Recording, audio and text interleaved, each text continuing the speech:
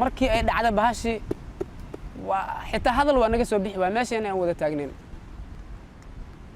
markii ay doontaan aragna dadkii badda ku wada daatay yaa waxa bilaabatay anaga ashhaadadkii laa ilaaha illa allah muhammad rasuulullah nabadbaadiya dadka qaar waxay wateen jaakaday wateen oo frimbi ku xireen frimbigay qaar yeerinayeen marka runtii waxayna la noqotay wax la yaab leh sababtoo ah meesha waxaan ku weynay dad aan iska soo raacnay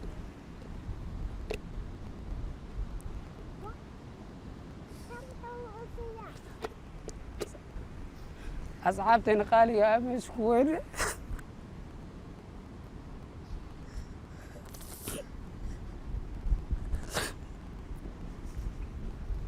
runtii waxaan ugu noqotay wax la yaab leh 2 weeks ago, hundreds of young men, women and children embarked on a journey, hoping for a better life.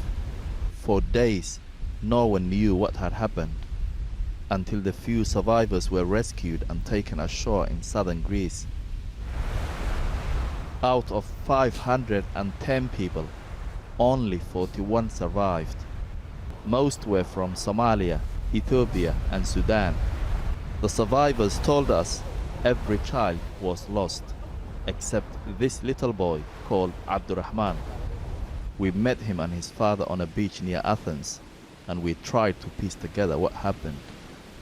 Their memories are painful and confused, but they agree on one thing. At least 50 children died that night.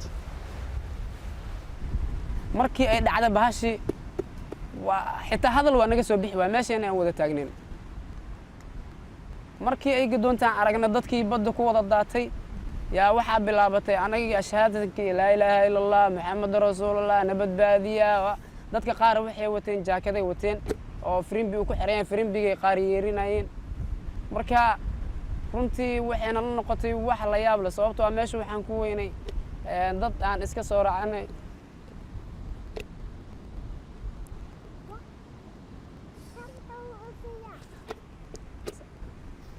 asxaabteena qaaliga ah meesha ku weynay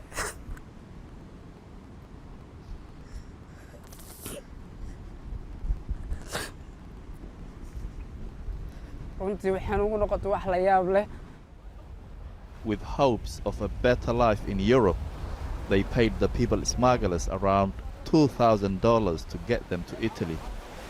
Thankfully, little Abdurrahman seems to remember very little of the nightmare. His mother was left back home, and now this relative is looking after him with his father.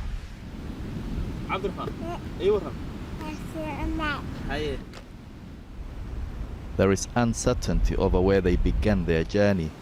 They say Libya, but if it was Egypt, there is fear they will be forced back there. They went to sea on smaller boats. They said the plan was to transfer onto a larger vessel. This all happened in the dead of night. The women and children were loaded on first.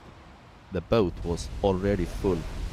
We are hearing they're screaming, they're screaming, they're screaming.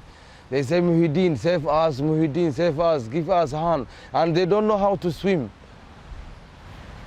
Some family, some women, they have a pregnant. And some babies are so small.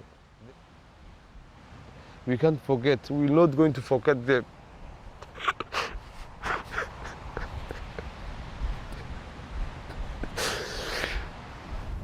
With the added weight, the boat capsized and went down within minutes. They didn't stand a chance. Only 3 women survived. Suez is one of them. Her brother was trying to help her get aboard the bigger boat when it started sinking. She made it. He drowned in front of her.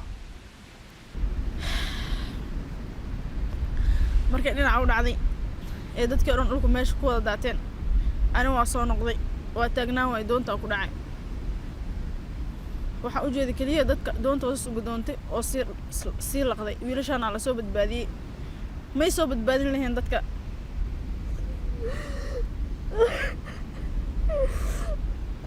dadka wada qaylna ay ka soo tageen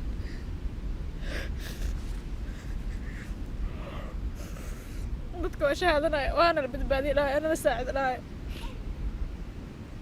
ereen doontaan la gadoomaysa haddaa u istaagno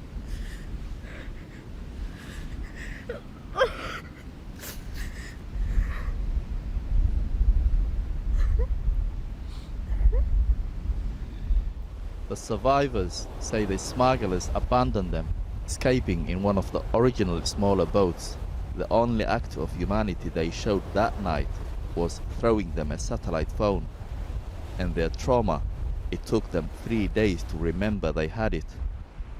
Finally, they called the Coast Guard, who explained how to use the GPS so they could be rescued. This is the moment when the rescue boat arrived.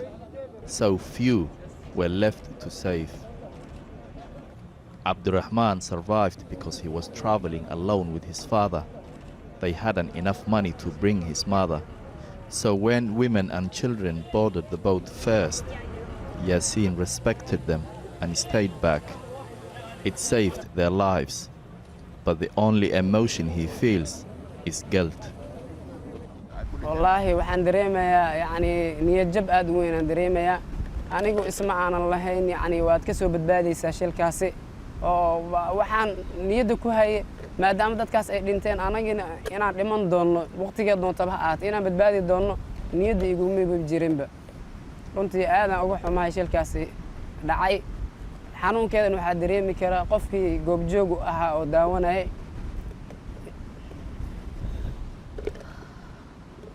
qofkaas aad dareemi kara xanuunka ay leedahay shilkaasi This man watched his friends die. Liban has just showed me pictures of his friends who perished in the sea. 10 of them, in fact, here on his phone. He said he has been receiving messages from back home, more than 500 relatives of those who died in the sea. Sams. Sabams.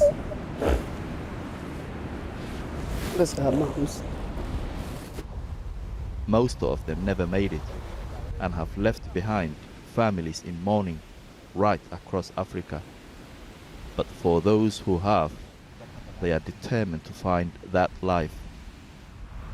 They say they owe it to the memory of those who were lost at sea.